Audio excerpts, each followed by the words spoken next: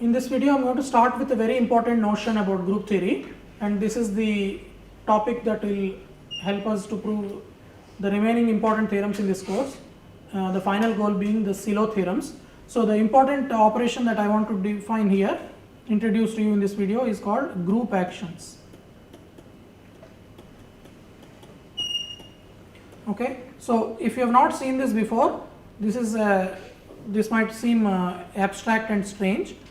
So I am going to define this carefully, do a few examples so that you are comfortable with this notion. It's a very simple notion. So let me first say that it is not difficult at all. It is a fairly easy thing to understand. So group action, what is the situation? So the setup is the following. So we are going to fix a group which we will denote by G. Okay, and we will fix a set which we will denote by S. So G is a group and S is a set.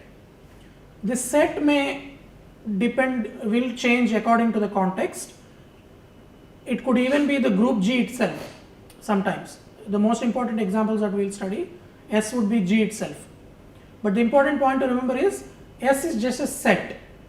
Even if it has some other structure, as far as group action is concerned, it is irrelevant. So we want to understand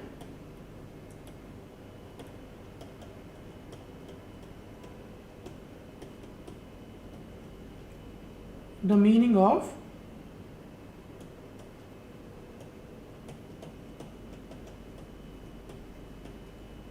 G acting on S. So I am going to define for you what is the meaning of G acting on S. So we say, so I am going to write the definition, which is very intuitive and clear, and explain it after writing it. We say G acts on S. We say G acts on S if there is a function, okay, from G cross S to S. Okay, so think of it like this. What is G cross S? This is the Cartesian product. So recall, G cross S is simply all elements like this.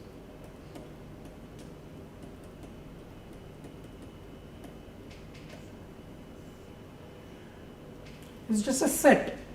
There are pairs, the first one coming from G, the second one coming from S. So I denote the image by either GS or G dot S or G star S. Okay, depending on the context, it's not important. Sometimes I'll just write GS.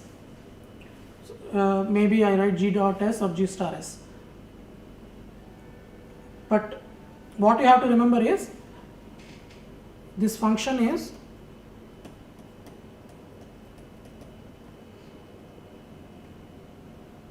does what? It takes an element of G and an element of S. So this is the element of G, I am calling it G. This element of S I am calling small s. So in this case I am going to write small s. Okay, so I will try to keep this small s to denote an element of capital S. Takes an element small g of capital G and element small s of capital S and outputs an element of capital S denoted by GS or G dot S or G star S, depending on the context. So this function is telling me, so this function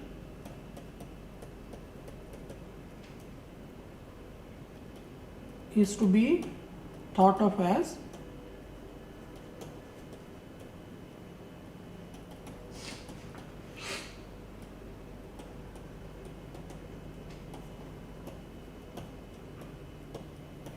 so see, G acts on S, meaning capital G acts on capital S means you take a small element small s of capital S, small g of capital G, and you tell how small g acts on small s, and produces a second element of the set S.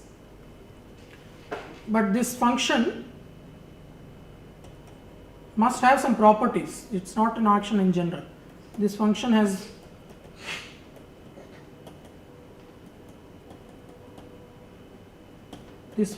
must have the following properties. Really not has, should have.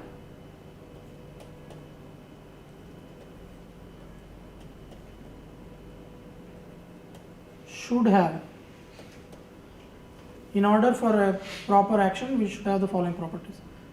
Two properties. One is, if you apply E to small s, you must get small s for all s in capital S. Okay. E being the identity element. Remember, I am supposed to tell you what is small g dot small s. Whatever it is, E must map S to S. And it must be associative in the following sense. If you take G and G prime and apply to S, that must be same as first applying G prime to S and then applying G to S. So this must be true for all small s in capital S and small g and small g prime in capital G. Okay, so we must have a notion of capital G acting on capital S, but this notion must have some basic properties, like the identity element must not do anything. So identity element must take an element to itself. And how you apply for two distinct elements of the group, whether you first multiply them then apply to S, or first apply one of the elements to S and then the other element, you should get the same result. So this is the action. So this is to be thought of as a very abstract situation. G is an abstract group, capital S is an abstract set, meaning it doesn't have any properties, S is just a set, and you have a function with these properties. So I am going to give you some examples here to illustrate this action and to illustrate the point that this should work in various situations and different contexts. This happens. Okay, so first example, consider an equilateral triangle.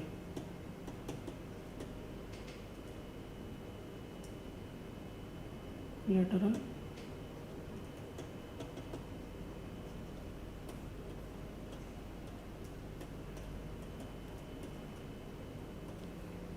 okay, let's take S to be vertices of it.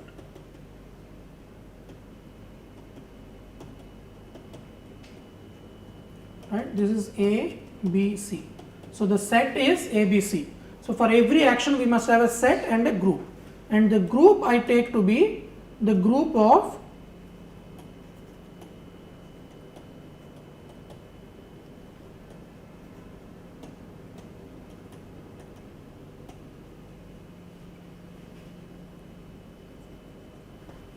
I'll take the group of rotational symmetries. So if you recall, it has three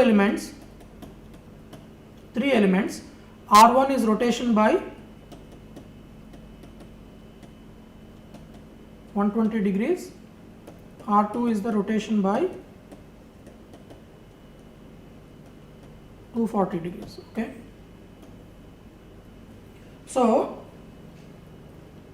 G is this.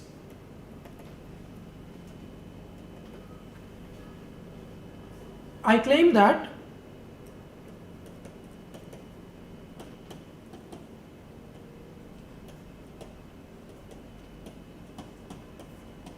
in the above sense. So whenever I say this, a group acts on a set, I always mean in the sense that I wrote in the beginning of this video.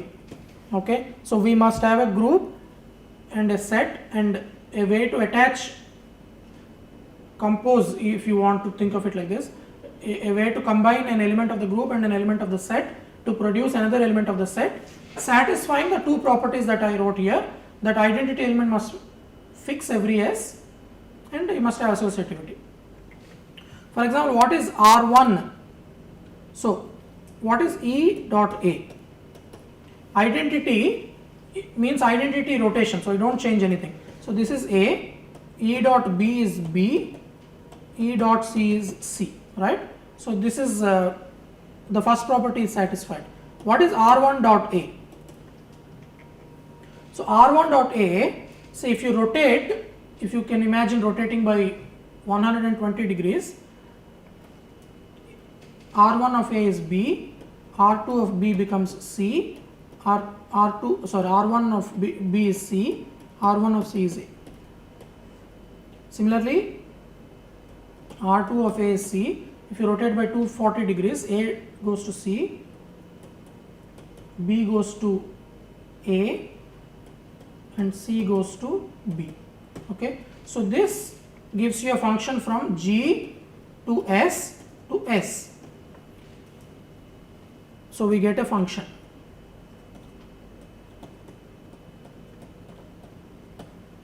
Satisfying the required two properties. Okay, so you can check that the second property is also satisfied. For example, what is R1, R2 of A? It is R1 of R2 of A. So first of all, R1, R2 of A can be computed in two ways, right? So R1, R2 is, remember, rotation by 120 plus 240. So that is identity. So this is A. If you first do R1, R2, then you get this. But now let's do R1 of R2 of A. What is R2 of A? In the function you see that R2 of A is C. So this is R2 of A is C. So R1 of C. R1 of C is A. So R1, R2 of A is same as R1 of R2 of A. So this, as you can check with other examples, this will, the associativity will hold. So just think for a second about this example. So remember, my goal right now is to explain to you what is a group action on a set. The definition I wrote, it may not be completely clear, so I'm going to give you 3-4 examples at least to illustrate the definition. So the first example is this. Please pay close attention to this and all the subsequent examples, and hopefully after these examples you will get a sense of what group actions are. In this example, we have rotations and we are only interested in the set of vertices of this equilateral triangle. Given any element of the rotational symmetries, we apply it to the set of vertices and we get another vertex. So this complete description of the action is given here. So the group of rotations is acting on the set. So in some sense it is just permuting the vertices. Okay. So if you think about this, this is related to the symmetric group, because this is the way that symmetric group also acts on three things. So this is a group operation. Let us look at one more example. Sn that we have studied in the past, which is a symmetric group, acts on, almost by definition it acts on the set of indices, because how do you define sigma? You take sigma of an element of Sn and you take I, so this is my S, okay, and G is this. The set here is the set of indices and the group is the symmetric group. So I take a sigma in Sn and I take I in S. Then what is sigma I? Sigma is simply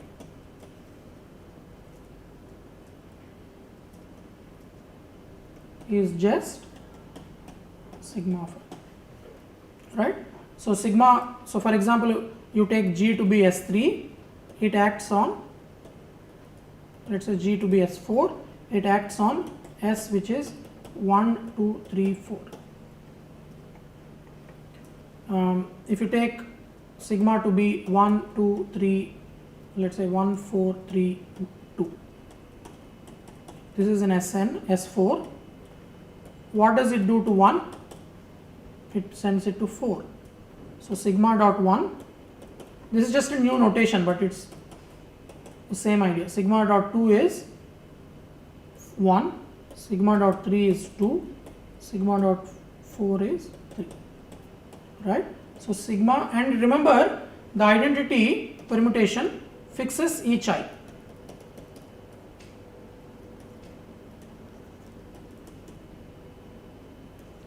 right? So this is the first condition, and certainly sigma 1, sigma 2 apply to I, because sigma 1, sigma 2 is the composition, is sigma 1 applied to sigma 2 of I. Okay, so this is the associativity. So both properties are satisfied. So you can say Sn acts on the set S. Okay, so this is symmetric group acting on the set of indices from 1 to n is an important example of group actions. One more example. Let's take the group of invertible n by n matrices. So these are n by n invertible real matrices. Right, this is a group under multiplication that we have seen in the past, and let's take S to be Rn. So these are all column vectors of length n. Right, so this is for example, these are things like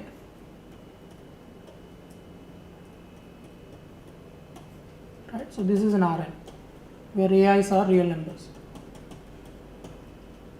How does this act? So what is this action here? So now I want to say GLN R acts on Rn in the following way.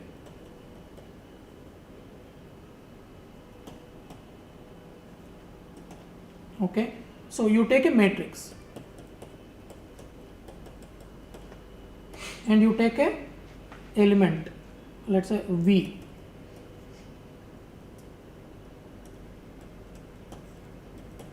in Rn. So we need to tell what is A dot V, but in this case there is a natural operation, right? So we can simply take A times, so this is simply product of matrices.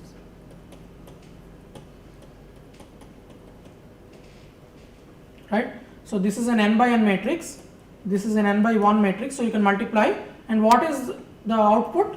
A dot V is another vector or another element of Rn, which is how it should be, right? If you take the group G and the set S, when you apply a group element to the set element, you must get another set element. So I have taken a group element A here, I have taken a set element V, and I multiplied them to get another set element. And one can check that the two properties of group action are satisfied. What is the identity element of the group I GLN? It is the identity element, identity matrix. And if you take identity times any vector, any n by 1 column vector, it is just V, obviously, right? Because identity times any matrix is itself. Similarly, if you take AB times V, this is same as A times BV. This is again because matrix multiplication is associative. So we can say now that correctly we can say that GLNR acts on Rn. In all these things I will come back and do more look at these examples again and again. At this point I am only giving you several examples of group operations. Okay, so we have so far looked at 3 examples. Now let's look at 4th example. Let G be any group and take the set also to be G. So we will see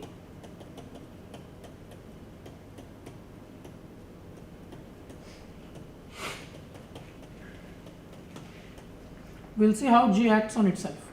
So remember, in general we talk about a group G,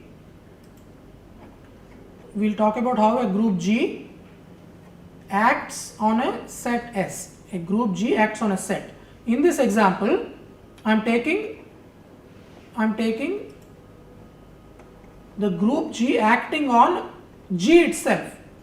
but the second copy of the group is really a set. When I am thinking of G as S, the group operation of S is relevant. Okay, there are two ways. Okay, so let me first say, I will define the action as follows.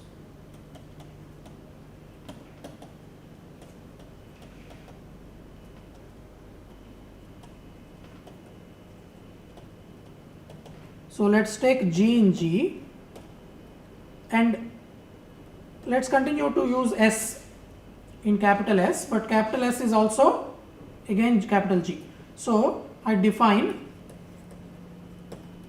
G dot S to be GS, just the multiplication.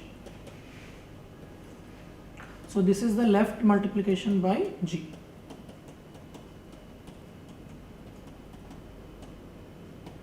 So meaning you take G dot S to be S multiplied by G on the left side. There is also a right multiplication, that would be G dot S to be defined as S times G. You multiply by G on the right hand side. But now let's look at left multiplication. So the function from G to S, G cross G to G, small g comma small s goes to just the product. Okay, so is this a group action?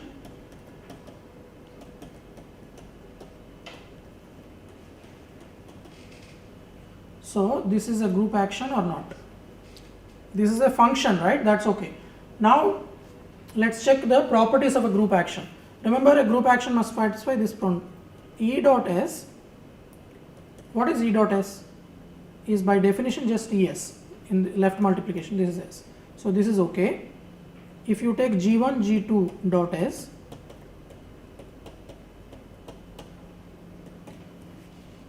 this is also okay because the multiplication in the group G is associative. So this is a group action.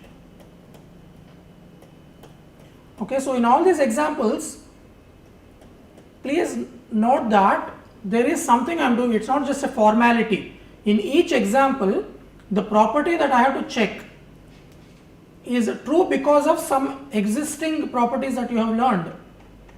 In the first example,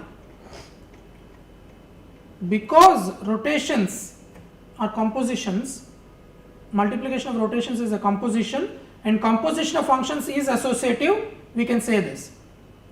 It's not just a formality, it's not a blind symbols I am writing here. In the second example also, product of permutations is by definition composition of permutations, which are functions. So composition is associative. So again, it happens to be true, the associativity. In the third example, associativity holds because matrix multiplication is associative. That's an established fact from before. Okay, you have learned it in some other course, or it is an established fact in some other course. So because of this existing known fact, these are true. Similarly here, group multiplication is an associative operation by definition of a group. So this is an existing fact which tells us that this is a group action. This action is called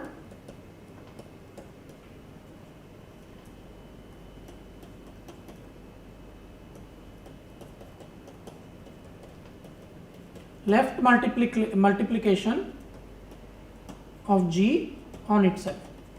Clearly enough, right? This is an action of G on itself by left multiplication. This is an important action that we will see again in the course.